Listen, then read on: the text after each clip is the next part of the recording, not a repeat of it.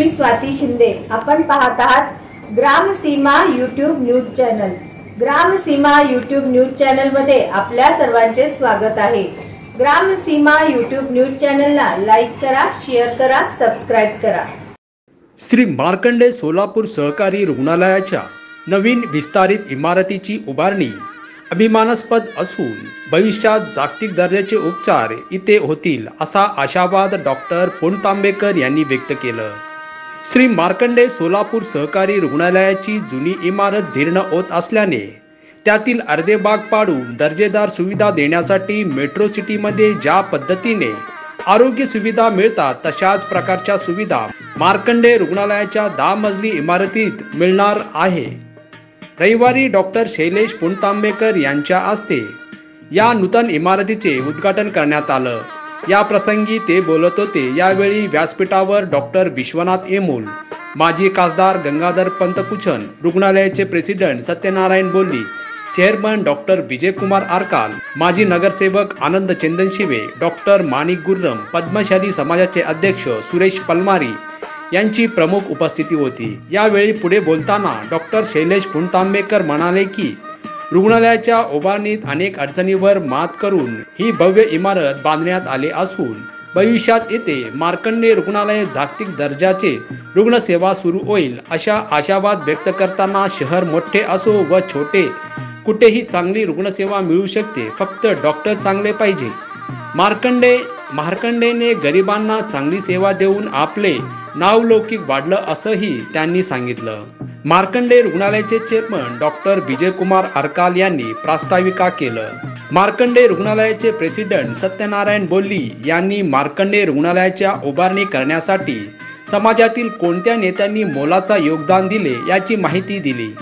माजी नगरसेवक तथा रुग्णालयाचे संचालक आनंद चंदनशिवे यांनी मार्कंडे रुग्णालयाचे वाटचालीत सत्यनारायण बोल्ली यांचा महत्त्वाचा वाटा असल्याचं म्हटलं।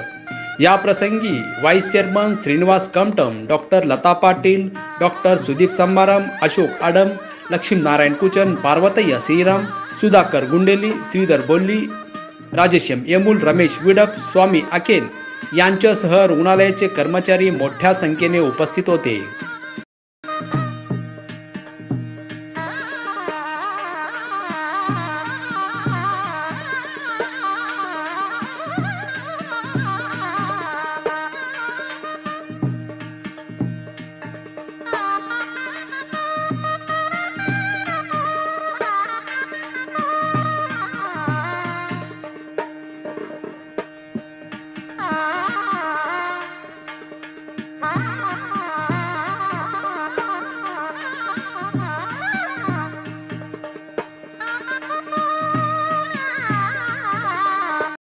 उद्घाटन करायची आमची काही डॉक्टरची पेशात सवय नाही। आम्हाला वर्कशॉपला बोलवा, एक पायाने अर्ध्या पायावर पण आम्ही जातो, पण उद्घाटनाला जायचं तर एखाद्या पॉलिटिशियनला बोलवलं जातं। मला का बरं बोलवतं हे कळलं नाही, पण त्याच्यानंतर गुरव साहेबांनी जे सांगितलं त्याच्यावरून मला आनंद झाला की शेवटी हॉस्पिटल चांगल्या मार्बल, चांगल्या वास्तूनी जरी बांधलं तरी हॉस्पिटल जे चालतं ते उत्तम डॉक्टर्समुळे चालतं। आणि गुरव साहेबांची जी इच्छा आहे की ज्या लेवलला मी जाऊन आज शस्त्रक्रिया केली तशाच टाईपचं मार्कंड हॉस्पिटलमध्ये अतिशय उत्तम प्रमाणे डॉक्टरकी व्हावी, अतिशय उत्तम प्रमाणे सगळे चांगल्या गोष्टी व्हाव्या याच्याकरता कदाचित बोलवलं गेलं असतं। आणि मी आपल्या कॉर्पोरेट हॉस्पिटलमध्ये अनेक वर्ष काम केलं।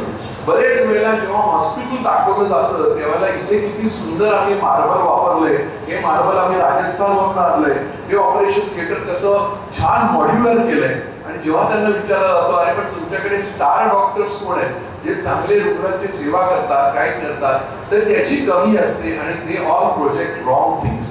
पण मार्कंड हॉस्पिटलला अत्यंत आनंद वाटतो की अत्यंत चांगले नावाजलेले डॉक्टर्स इथे आहेत। शेवटी डॉक्टर की सेवा होऊन घेतली, कोणी तुम्हाला फोर्स केलेलं नाही आणि त्याच्यावर जर आपण अतिशय प्रेम करून केलं तरच चांगलं होतं।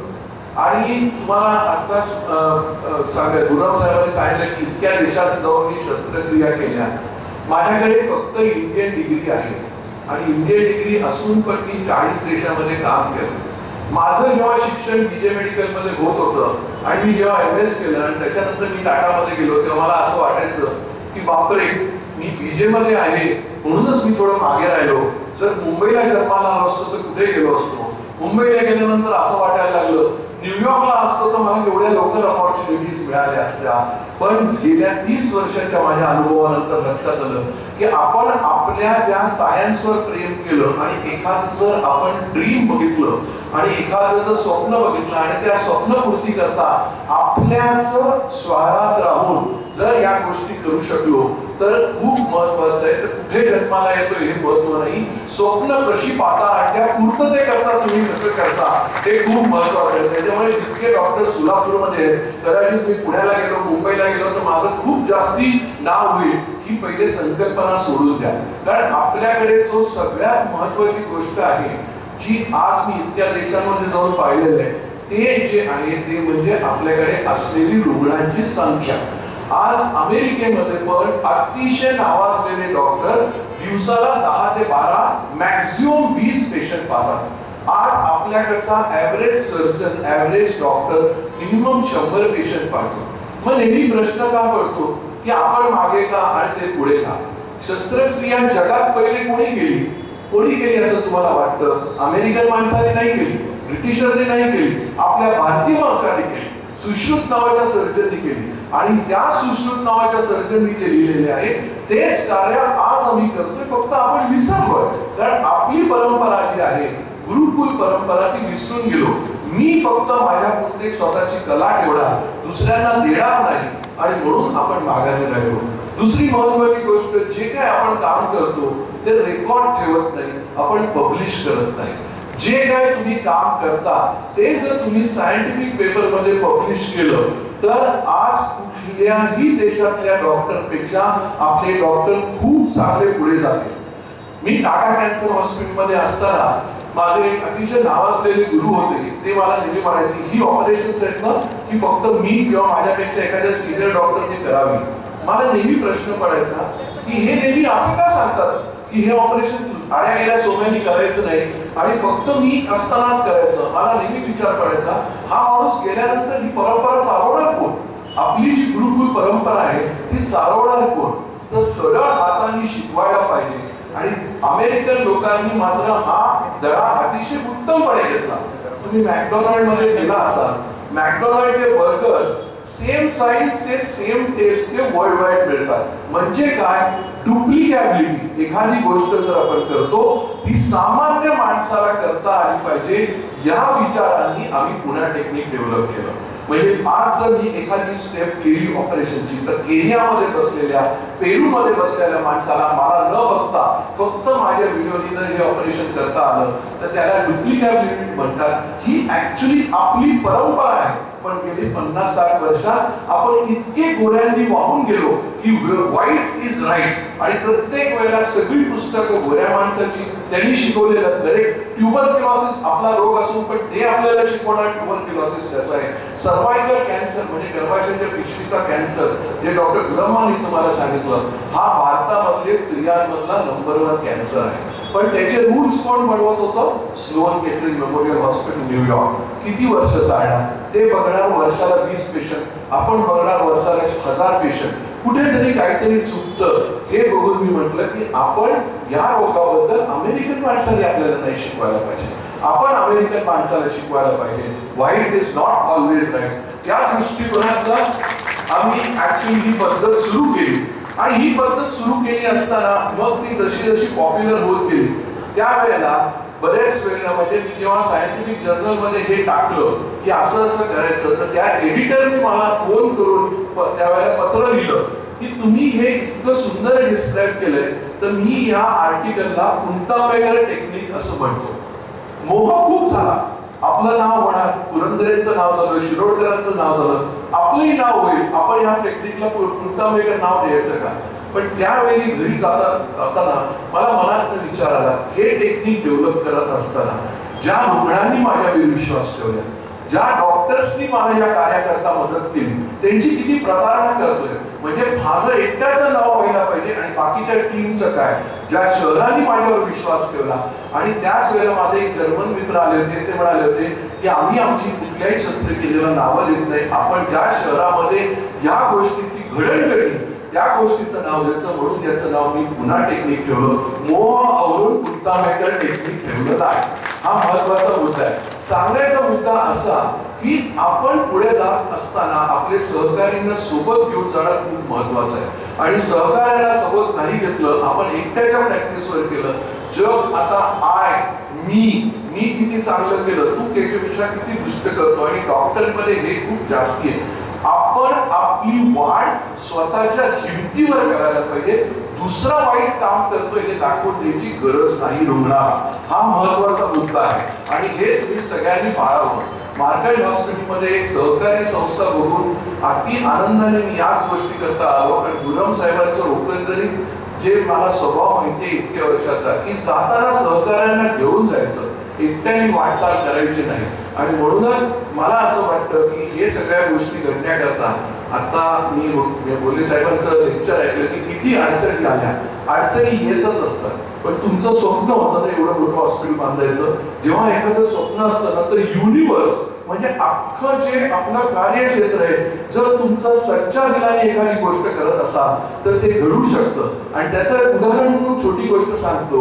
मी जेव्हा गर्भाशयाचं प्रत्यारोपण केलं, आईचं गर्भाशय मुलीमध्ये टाकायचं प्रत्यारोपण केलं, त्यावेळेला फक्त 14 शस्त्रक्रिया अशा अख्ख्या भारतात घडलेल्या होत्या. मी गेलो आणि आम्हाला सांगितलं की हा आम्हाला लायसन्स पाहिजे, कारण प्रत्यारोपण करायचं तर लिव्हरचं किंवा किडनीचं जर प्रत्यारोपण करायचं असेल तर त्यावेळेला तुम्हाला या सगळ्या गोष्टी करण्याकरता गव्हर्नमेंटची परवानगी लागते. आम्ही गव्हर्नमेंटकडे गेलो, त्यावेळेला शिंगारे साहेब DMER होते, यमुल साहेबांना मुद्दा करून सांगतो, अनेक ICMRची लोक होते, फडणवीस होते आणि गिरीश महाजन होते, सगळे तिथे बसलेले होते. आणि त्यांना सांगितलं, बाबा मी एवढी गर्भाशयाची शस्त्रक्रिया करतो, माझं नाव पुन्हा टेक्निक होत आहे, गर्भाशयाची पिशवी आईची काढून मुलींमध्ये बसवता येणं माझ्या दृष्टिकोनातून सोपं आहे, तुम्ही परवानगी द्या.